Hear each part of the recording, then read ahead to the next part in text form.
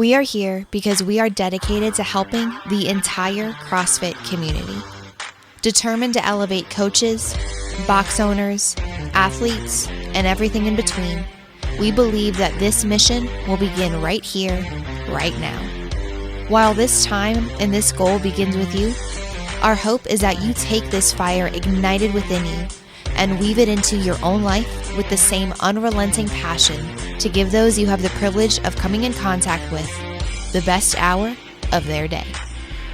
Welcome back to Best Hour of Their Day. We got a unique episode today, Katie, wouldn't you say? Are you calling Markus unique? I'm saying, no Fern, we've subbed. We said, hey, Fern, you're out.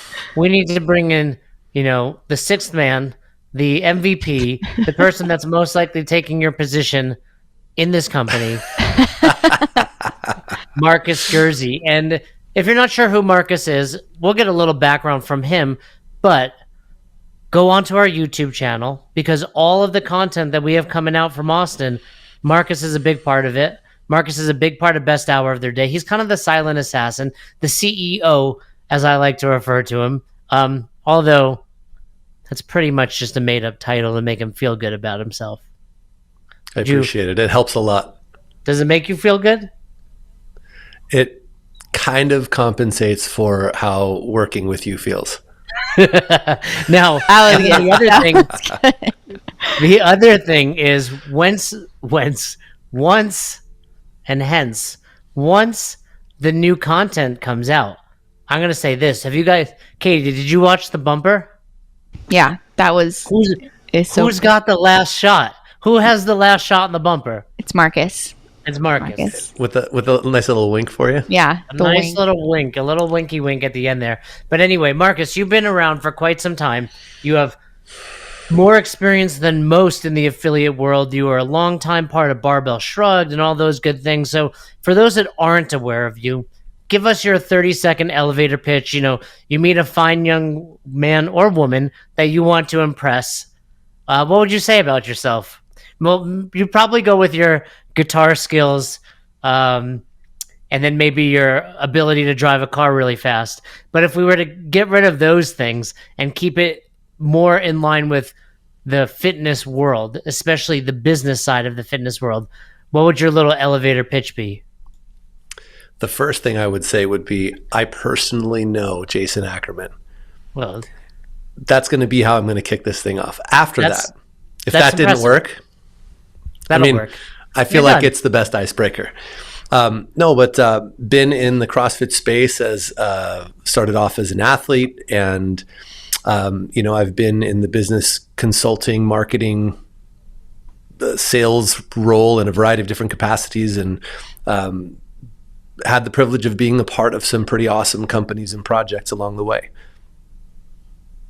Anyone you want to mention where people might recognize you, know you from, or you want to keep that a secret? I guess. I had, let's see here. So initially I had started a company, which was a web and marketing company where we worked with Reebok when they first opened all of their affiliates and helped build the web and marketing platform for them. Worked with Barbells for Boobs, got to work closely with Ziona from the very beginning of that, helping her build and launch that company, or that nonprofit for that matter. Like you said, Barbell Shrugged and Barbell Business, Gym Right, Gym Breakthrough, and now you lovely folks. That's right. Big part of Best Hour of Their Day. And you have a lot of experience as an affiliate owner as well. And I want to talk about this topic. Recently, I don't think I've put this post up yet, but it'll be up in the near future. In fact, I'll switch it around so it comes up with this episode.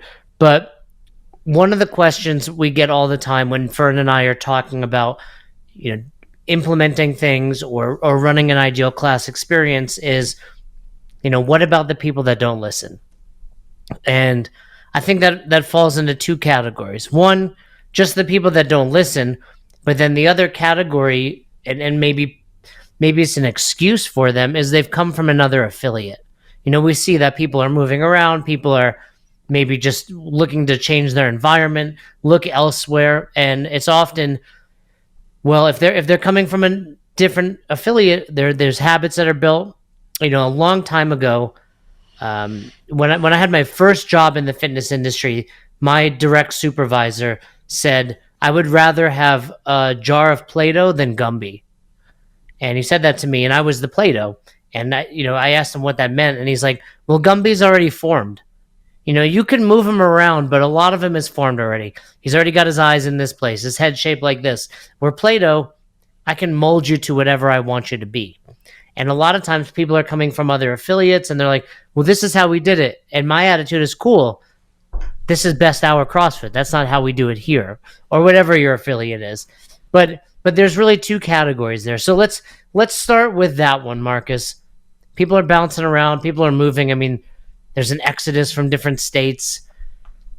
You're in California. By the way, I mean, this isn't a political show. That's our other show. But what's going on? Florida is open. Florida's got no COVID. California has like the most COVID, and they're super restricted. What's going on? When are you leaving California? When are you moving to Colorado? Well, I'll be coming to visit you in about a month and a half. So that's going to be awesome. I'm not quite sure about moving there yet. I got to go scope it out first. You'll like it here. You'll like it here, and you'll be close to me. Yeah, thanks. I'm looking forward to it. I'll come and harass you regularly. But speaking of California, it has a lot to do with where you are. Where I am here in Southern California, specifically in San Clemente, which is the furthest end of Orange County right before you get to San Diego. So we're really close to the Mexican border, about a little over an hour away. And where I am here, there is next to no sign of anything.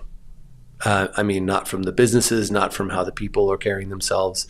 But you drive just an hour north, or even call it 45 minutes north up to, say, like Santa Ana, Los Angeles, and it looks really, really different. So anyway, it's all kind of a mess, but I like it where I'm at. So I'll stay for now. All right. Well, part of the reason I bring up California is there's boxes all over. People do bounce around. So did you experience that at all when you had your box there? Oh, big time.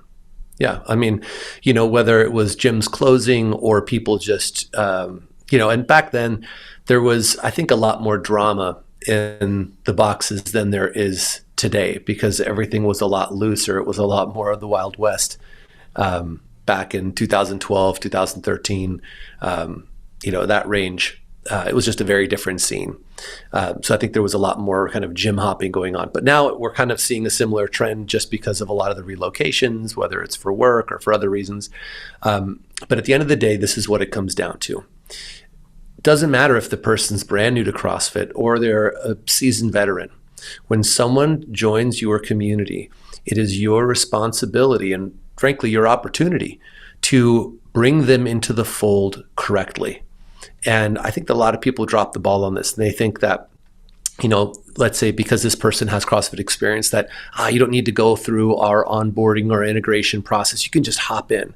And oftentimes it's because the gym owner is also letting this person tell them what they think they should be doing.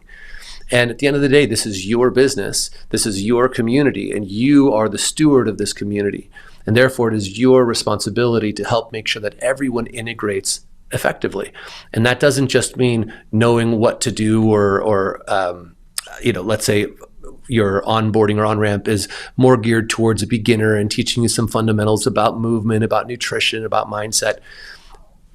You still need to have the same conversations, just adjusted to that person's experience level in bringing them in so that they have the same respect for the community, the staff, the processes and policies, so that you can eliminate a whole lot of this. Will it eliminate all of it? No, probably not, because if they like something about how it was at their previous gym and that you have a rule or a policy or something is different at your gym that they'd love to see the old way, they'll probably vocalize that to some extent.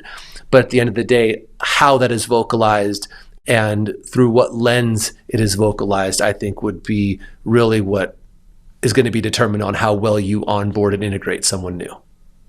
Yeah, don't you think that a lot of times when someone's saying, what about the members that don't listen? And for the record, It's my post. I've adjusted it. It's up today. Coach Jason Ackerman.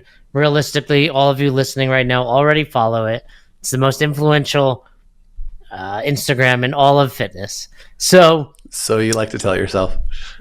but I think a lot of times people say that they're saying a few things. They're saying, one, what about the people that I don't control well enough? Mm-hmm. Or what about the people that I'm not willing to get rid of, but aren't of value to our affiliate? They're not an asset here. They're actually a pain in the ass. Because, Marcus, you have 2 kids. I have a kid. Anyone that says this as a coach, if we flipped it around and we said something like, what about my kids that don't listen? There's no option. When I was a kid, there was no option to not listen to my stepfather or my mom during the week, right? It was like, and you think back now as an adult, you're like, why did I do that? Why did I just blindly do whatever they told me? It's like, that's how it should be. They're in charge. And part of them being in charge is financially, right? You feel secure, but they're keeping you safe.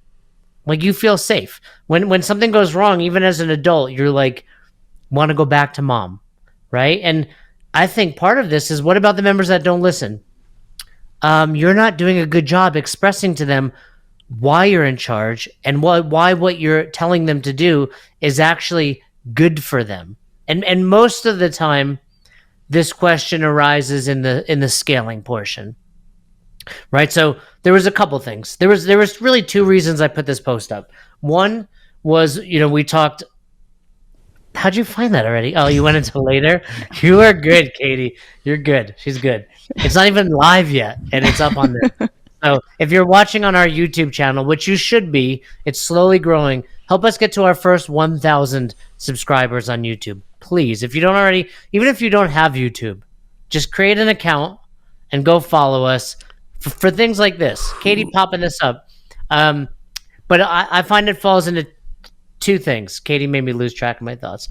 One, in the scaling, and it came up in a post I had recently. Katie, you can grab that one, where the whole time cap thing, right? Like, we talked about it on the show. Like, oh, what about the people that don't listen when you brief the stimulus at the board?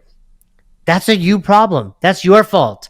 I get so frustrated. It's like, take ownership. Don't assume. Don't take it personally. But that's your fault. You're not doing a good enough job explaining it, or you're not doing a good enough job expressing to the class, hey, I'm in charge. I'm the captain now.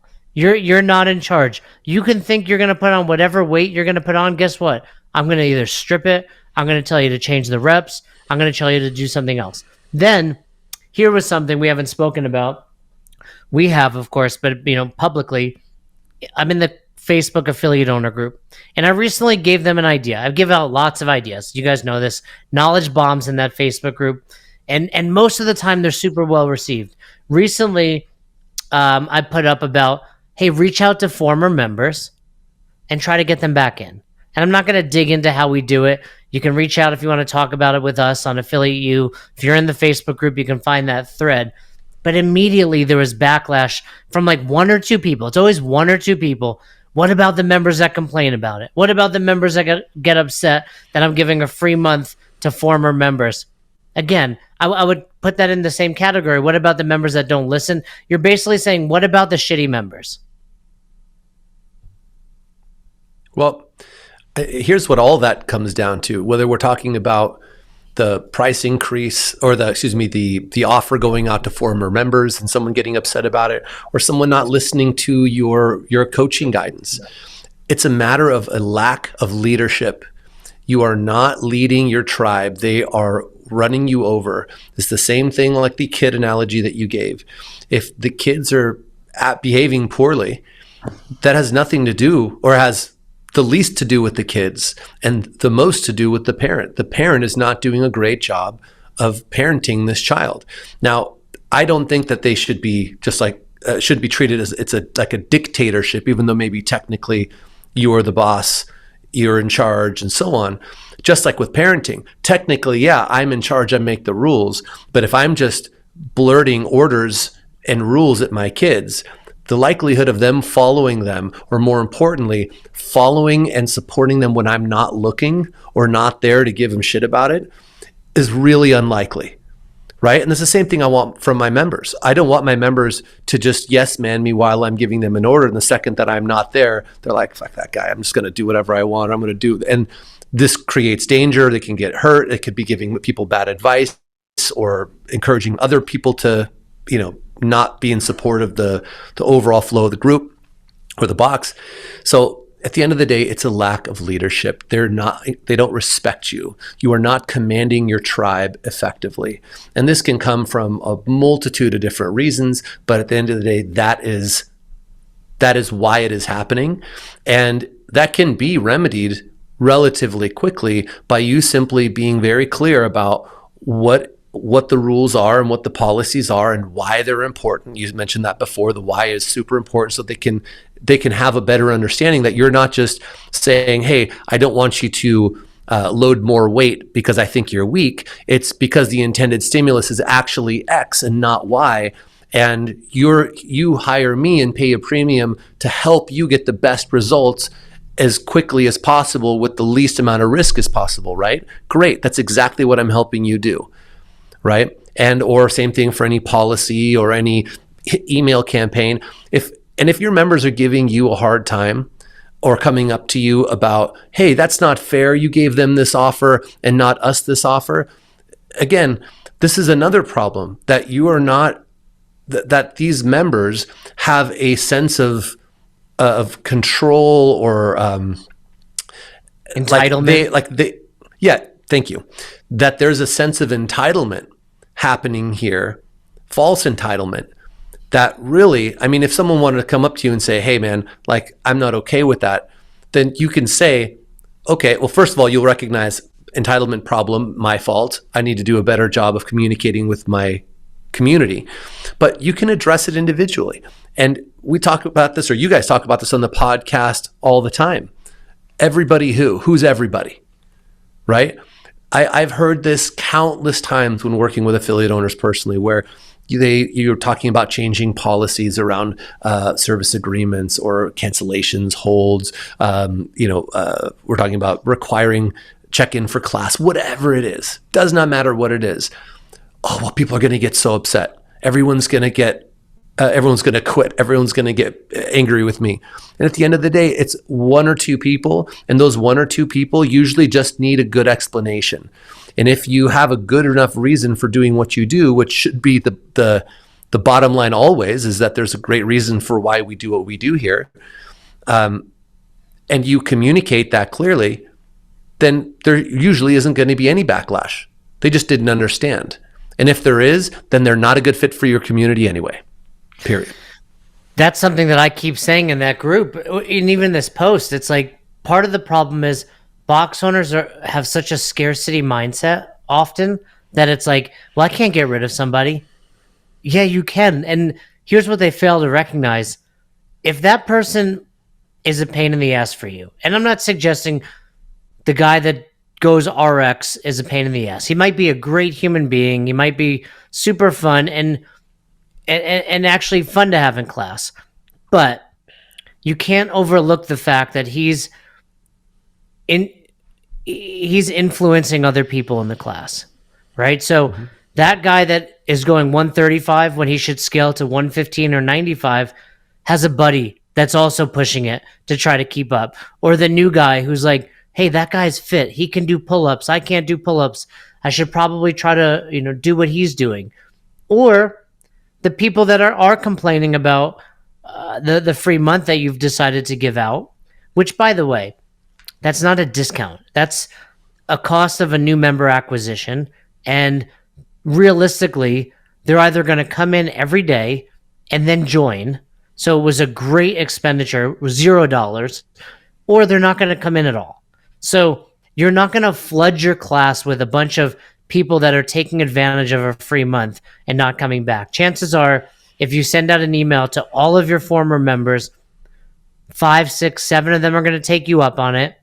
And those that take you up on it are either going to use it every day and then join, or they're not going to come in at all. But you might have that one person that complains. And again, if they're complaining to you, other people are hearing it. My point is, if someone's bugging you at your box, they're bugging other people. Of course. I mean, look, I'd say this is community 101, healthy community management 101. If there is someone in your community who is not supporting your messaging, your rules, your a happy, healthy community, whatever's important to you, if they are not supporting you and your staff, then it needs to be addressed directly and clearly. And most of the time, if you do this well, again, coming from a place of confidence, coming from a place of reasonability, and it makes sense, right? Then it almost always can get squashed, right? And you can also let them know in the process, hey, I understand you have a concern about the offer we put out there and you feeling like it wasn't fair. I would love to make sure, I want to make sure that I understand this and have an opportunity to help you feel better about this. What's going on? Have them tell you, and then you can walk them through. I see why you might feel that way. Here's why we're doing this. And at the end of the day, you can have the confidence that you can speak from a place of authority because this is your freaking business. And you are in charge of your business. How you want to spend your acquisition cost, whether it was on a Facebook advertisement or by making a special offer to previous members, is none of their damn business. That's and I will kindly and respectfully tell you that if you start giving me shit about what I'm choosing to do. Now, if something is blatantly unfair, like I'm charging you $185 a month and I'm telling them like, hey, you can come back for $100 a month, no sweat. Fair enough. I'm going to have to, in order to make sure that feels right, I'm going to have to come up with a pretty damn good explanation. I can't come up with one that wouldn't be unfair. So that would be you calling me out rightfully so. Right? But at the end of the day, if you have these people in there, they either need to be addressed or removed. And you can do all of that from a respectful position. And it goes back to what we've said numerous times. What happens at your affiliate, you either create or in this scenario, you tolerate. But I think that's a great example. Yep. And that I didn't give in the Facebook group. It's like, it would be no different than your members being like, hey, I see you spending $1,000 a month on Facebook marketing. Well, I don't think that's great. I don't think that's fair. And it's like, yeah, why haven't you upgraded the bathroom instead?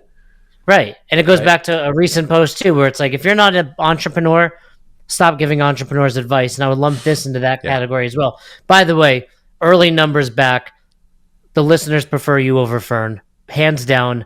Lots of numbers, lots of comments coming in. So I'll let you tell them that. Well, it's no different than what we're doing now. Hey, Fern, this just isn't working out. It's there's other places you can go. Did you just fire Fern on the air? I did. We fired him live. Nice break from me getting fired. That's good. Be careful, Katie. You're next. I know. I'm always next. But here's just a kind of a sidebar on this topic here. And if your members aren't just happy to see you succeeding and growing, that's a whole nother problem too. You've created that. At the end of the day, yes, that is a side effect of your lack of leadership. Cultivating a healthy community through good leadership. That's it. Well, that's what I was trying to, I really didn't get into it with people in the Facebook group because my attitude is like, I posted it and it was like, awesome response, one shitty response, awesome, right? So everyone's like, 5 new people joined, 6 new people joined, 3 people are coming back, etc. And then it would always be like one person. And my attitude is the person that's saying that is somewhat creating that in their own mind, right? Like you're immediately jumping to that when you don't know the response may be incredibly positive. Your members may be like, oh, that's so cool. Marcus was a member. He's not here anymore. I'd love for him to come back. And then you come back and like, oh, Marcus, where you been? Right? So that's something they're just kind of creating in their own head, a story they're telling themselves, if you will. And then also the bigger issue that I've said to them, it's like, if you even have that inclination, like, oh man, my members might not be happy about this, that's on you. And what I want them to do is realize you're the problem. You're the problem. If you feel this way, you are the problem. It's not your community. It's certainly not my idea for you to get some members back. It's you. And I think more box owners need to look in the mirror and realize it's so easy. Like, I'm running this affiliate. I don't like X, Y, and Z. I blame this person, that person, this problem. No. This is your gym. This is, what happens in Best Hour CrossFit is my responsibility, right? Like, I got to kick Roz out. I got to do it. It's, it's come to that. It's come to that. But whatever affiliate it is, whether you have 1 member or 100 members, you're in charge. And we've talked about it before, Marcus, where you open this thing because you love fitness, you love helping people, you wanted to make a change in your life and say, okay, I'm no longer going to, punch in and punch out. I'm going to be my own boss or do my own thing. And then you get in this trap of, I need to get as many members as possible, and you start bringing in people that you shouldn't. And I remind people on our affiliate U calls all the time, 80 to 100 is a sweet spot, especially if those 80 to 100 are paying above your average client value, which Fern speaks about. That represents fitness on the continuum. And even better, if they're 80 to 100 people that you'd be like, let's go grab a beer. Let's go on a road trip. Let's go hang out, pass the old Google test or the layover test. Can you hang out with these people for 2 or 3 hours trapped in a car or an airport lounge or whatever that looks like? This is where one of you two respond to me. This is where you guys communicate back. Oh, got it. You're new to this. Well, yeah, this is my first day. So here's I think that what I'd like to point out. Most people, when they get into business, myself included, when I first got started, you have no idea what you're actually getting yourself into. Let's start with that. You think you do, you don't. Just like you have no idea when you get married, you have no idea when you have kids. You can hear all the things all the times. It doesn't register until you're in it, because once you're in it, it's going to expose all of your personal fears, limitations, and your limits. So let's take a sidebar for a second. Let's take a sidebar on this note. We got 3 married people. Let's have a little fun for a moment. Katie. Yeah. I'm going to go to you first. I'm going to go to Marcus, and I'll tell a story. Okay. What was your first eye-opener that you were like, oh, damn, we're married? Oh, that's a good question. All right. While you two think about it, I'll give you mine. So Roz and I got married, and we go on our honeymoon, and we come back home, and I don't even remember what we were arguing about. It was like a silly little argument, but it was an argument where in the past, if I were dating this person, not married to this person, I would have been angry, and it would have ended with like one of us leaving the house, potentially permanently, right? And I remember in that moment, in that argument, thinking, oh shit, like, we got to figure this out because we're stuck together now. Like, we signed a piece of paper, like, we're married. And whenever someone asks me, like, oh, what's the point of getting married? I hear you, but I will tell you, you don't have an easy out. Like, until you sign that paper, until you're, officially by law married to this other human being, you can leave at the drop of a hat. Like, sure, some things will make it more challenging, shared ownership of a house or kids or whatever, but marriage is a whole different ballgame. And I remember that. And it was a big eye-opener for me because I was like, okay, when we have these arguments or when we don't get along, one of us can't leave happy and one can't be mad. Like, we have to move forward and be able to deal and talk it out. So, Marcus said, like, you didn't know. That was something like I wasn't aware of. I was like, oh, it's the same thing. No, I'm stuck here. And, ultimately, we work it out. And now it's awesome. Like, now my favorite thing about being married is, like, we're a team. Like, you can't break us apart. And, like, when shit's happening, it's happening to the both of us. We support each other. So for me, it was that. Marcus, you have one? You have a story? Yeah, of course. For me, it was the first time we had in-law drama. Ooh. Where there was drama with her. I thought you were about to say intercourse, to be fair. I thought you were about to say intercourse. That's what. Katie, did you not think that? I didn't get specific yet. I did not think that. I guess we haven't ruled it out with the in-laws. Maybe she that was the married drama. long enough. Exactly. No, it was the first time that I experienced in-law drama, and I realized, oh, this is forever. And this isn't like, oh, my girlfriend's got shitty parents or a weird brother or whatever the thing is. And you just make a note to, I can just avoid it. You can't avoid it once you get married. It's holidays, it's birthdays, it's all the things. Not to mention, just because I might not like something doesn't mean that my wife isn't cool with it, because that's who she grew up with or what she grew up with. So that was my first dose of What that. was it? Come on, get a little deeper. What was the drama? Oh, it was just stuff after when it came to the wedding and how they were interacting with us in the process. And shortly thereafter, it was like, wait, what? Oh man, I never saw that side of them before. And you just realize, like, this is obviously post-deal signing, and it's forever. You reminded me of Wedding Crashers. The creepy brother that paints for Vince Vaughn? And he's like, you painted that for me. That's what that reminded me of. Katie, come on. Give us the dirt on Tyler. Tyler's great. Tyler's great. I feel like you don't give us enough about Tyler.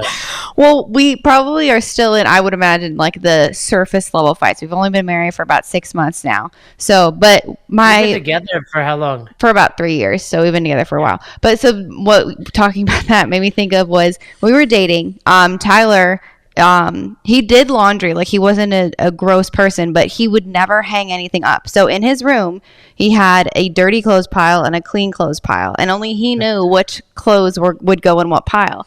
And so I was able to leave the apartment. Like, okay, that's fine. But then we got married, and so when we first got married, he still kept that up. And so then I realized I started getting increasingly more frustrated, and I realized, like, this is forever. If we don't talk about this, like, he's always going to have a dirty and clean clothes pile. So we had to have that discussion, and I feel like there's only one pile now. Now there's no piles. We have laundry baskets, and you put your stuff in the laundry basket. So it's good. We've moved past that. Good job, Katie.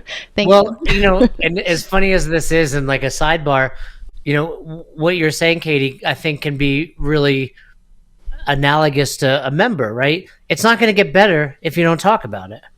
Yeah. And I think a lot of people are like, Marcus, you've been married with kids longer than I have. It's like, oh, this relationship isn't going well, marriage will fix it. Oh, this marriage isn't going well, kids will fix it. Oh, the kids aren't going, let's get a dog, right?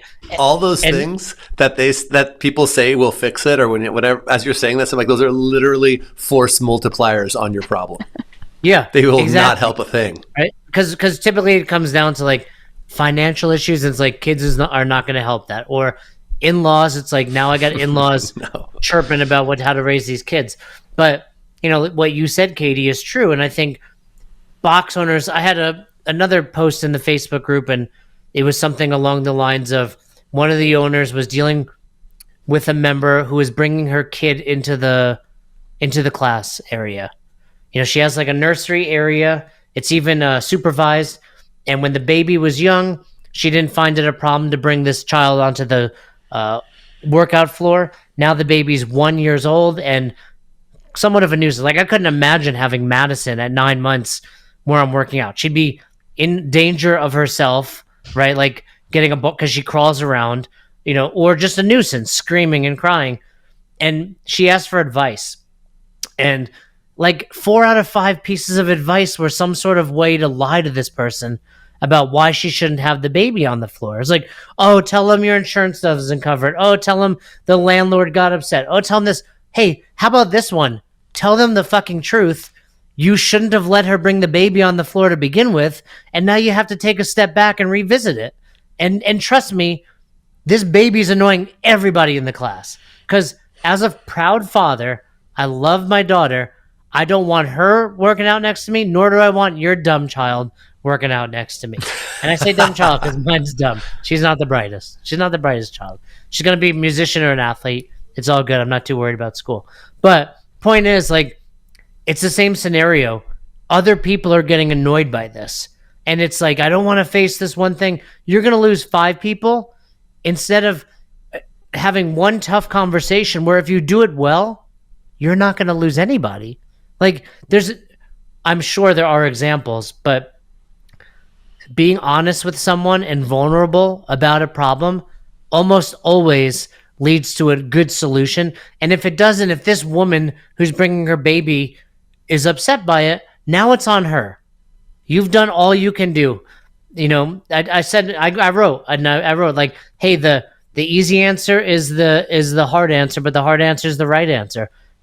And that's what it is. So it's all the same thing. This isn't going to fix itself without you having a conversation, whether it be about dirty laundry, whether it be about scaling appropriately, or whether it be about bringing a baby, onto the floor. Like, you got to control your own box. This is happening in your box, and be direct and honest with people. No one likes to, I think in a world of social media and the internet, we've lost sight of like communicating like this is key.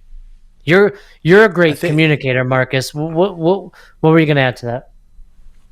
No, I was just going to say, I mean, this comes back to, I think this all boils down to your willingness to step into the role as the leader of your tribe.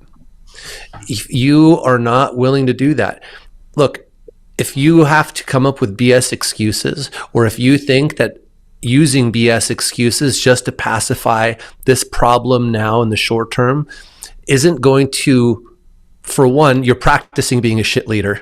Let's start with that, which means subconsciously you're not going to build any confidence in yourself as a leader because you BS your way through it, which means you're a fraud.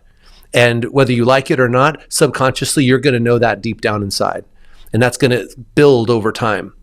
And if you do it the right way, like you said, and you just practice being open and honest and clear and, doing so from a kind and respectful place, you're going to strengthen the muscle. And even if you lost a member or two over the baby on the floor and how they didn't like that you changed a rule on them or whatever it is, so what? You're stepping over dollars, chasing dimes in the big picture of leadership. It's a matter of you doing what is the right thing to do as the leader. That's what leaders do, is they do the right thing, even if it sucks. And the more that you practice that, the better you're going to get at it. And the easier these conversations and these challenges are going to become for you to handle. And over time, the less you're going to get more practiced at it as well, which means you're going to become more effective. It doesn't just feel easier, but you actually become easier at having them not backfire and or handling it if it ever does. And that, I think, is the whole point of this thing. And just to kind of circle back to what I was saying about you don't know what you're getting yourself into, this is it. Most people don't realize I opened a box because I love this thing. I love what it did for me. I want to do the same for other people, and I want to live my life having fun and doing fitness and being the positive light in people's life. There are a gazillion reasons why being a box owner is an amazing lifestyle business. It's all the things, in my opinion. It's one of the coolest businesses that you can own out there when you do it right. But what people don't realize is that you starting a business means that you are going to have to manage, or you're going to have to work through your demons.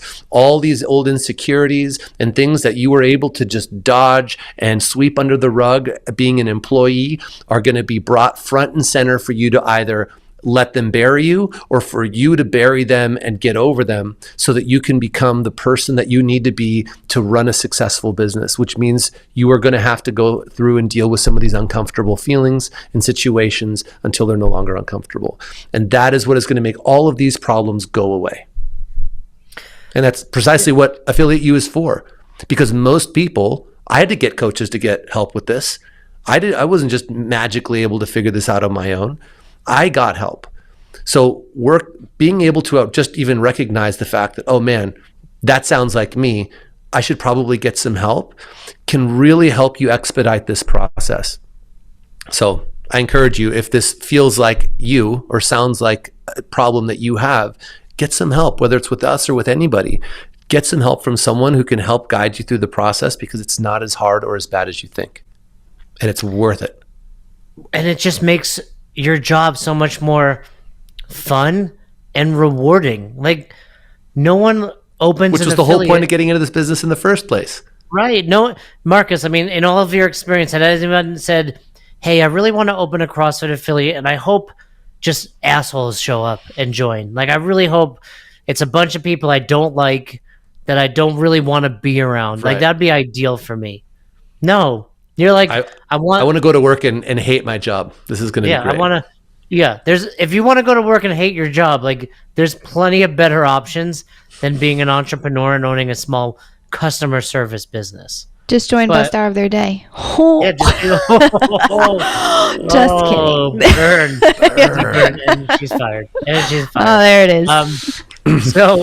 But the point is, unless you have these and are willing to have these tough conversations, inevitably that's going to happen. Like, you're going to have people there, and I don't think they're being jerks purposefully. They don't know any better, and that's a lot of it, right?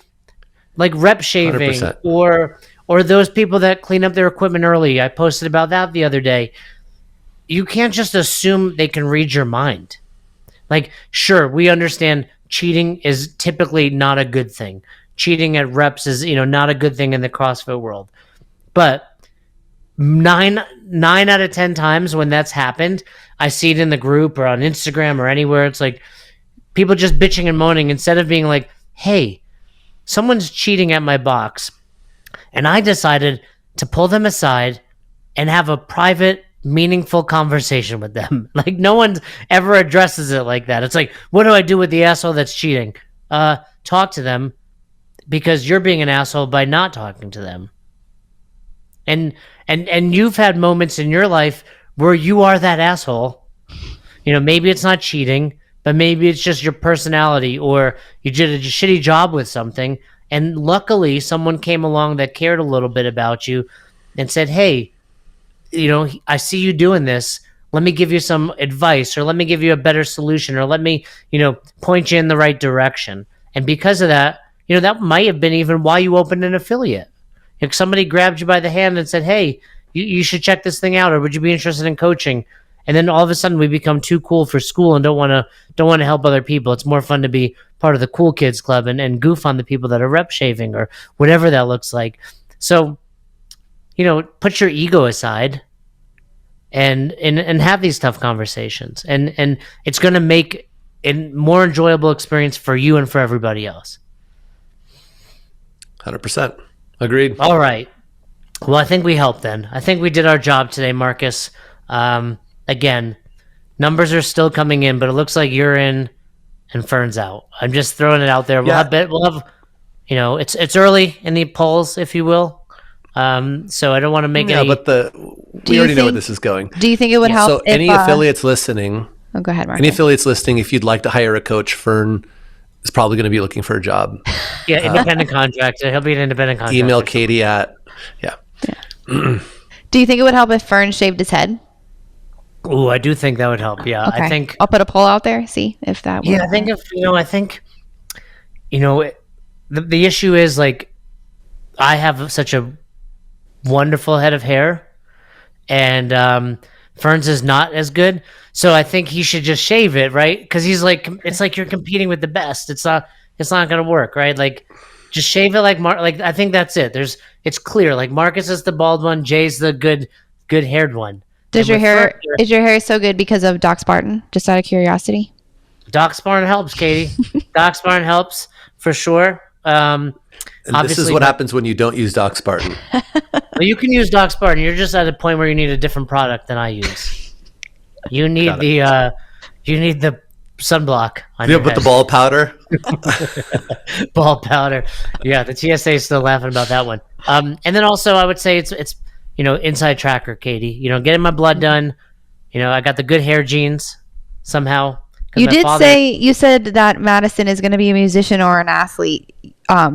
I thought we already ruled out athleticism in your genes. Yeah, I'm pretty sure your report came back as Madison's SOL. Pursue athletics as a career. Yeah, music will be the way. She likes the drums lately. She goes to her, kids class and pounds on the drums.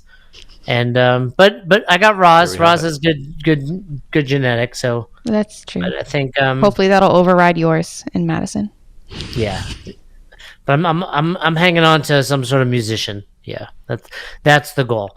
But in all seriousness, you can hire Fern or you can hire Affiliate U. So if any of this rang true to you, I would definitely reach out to us. This is what we're all about: creating an affiliate that's fun, that's enjoyable, that is the reason you started this thing in the first place. So definitely hit us up if you have any questions, if anything that we talked about. And if you were some of the examples I used, sorry about that, but it's true.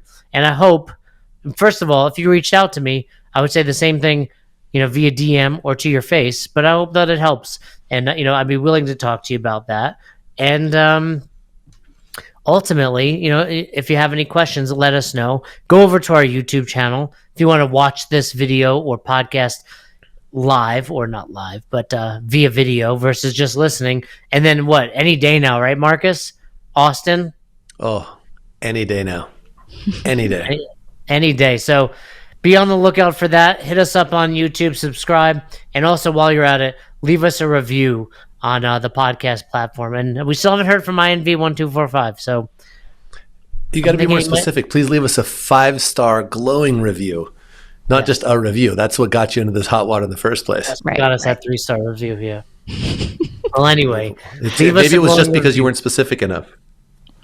That could be. But I think that guy's just kind of a jerk anyway. He's the guy that we're talking about. So anyway, check us out. Check out the YouTube channel. And hope you enjoyed that episode. So you never miss an episode of the podcast, subscribe to our YouTube channel and on all major podcasting platforms at Best Hour of Their Day. Thank you so much for tuning in and for being a part of the best hour of our day. See you next time.